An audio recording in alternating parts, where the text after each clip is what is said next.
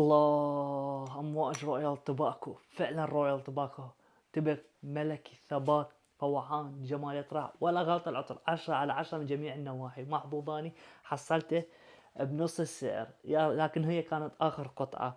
المهم العطر ريحته عبارة عن تبغ مع كمون مع لبان بطريقة شرقية، قوي الأداء وغير منفر وغير مزعج مثل باقي العطور اللي تحتوي على نوتة التبغ. هنا أمواج أبدعت. دائما احنا كنا نعرف شركة أمواج دار نيش مبدعة عالمية ومن التوب 10 نيش، لكن هذا العطر ابداعاتها دائما موجوده، لكن هذا العطر فعلا ابدعت بيه بعد اكثر. هاي المجموعه تقريبا تقدر تقول كلها حلوه، لكن بالنسبه لي ناسبني وحسيت انه ثباته وفوحانه وعجبتني ريحته انه هو رويال توباكو. كلش حلو العطر، تقدر تقول ولا غلطه.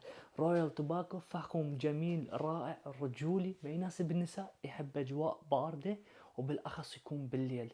ليش بالليل؟ لانه بالليل راح تشم ريحه التبغ والتخان، التبغ واللبان مع الكمون، وتقول واو، عاشت ايدك امواج على هالابداع. نقولها باللهجه العراقيه، فعلا العطر حلو ويستحق كلمه رويال توباكو. هنا امواج ابدعت، وجدا احترم هالشركه العربيه العريقه اللي من افخم العطور النيش اللي تصنع. تحياتنا لكل شركات العرب، لكن امواج بالنسبه لي شيء ثاني. ولا تنسون تتابعوني حتى لا تفوتكم كثير فيديوهات عن العطور وعن العطور الحديثه. وشكرا لحسن الاستماع.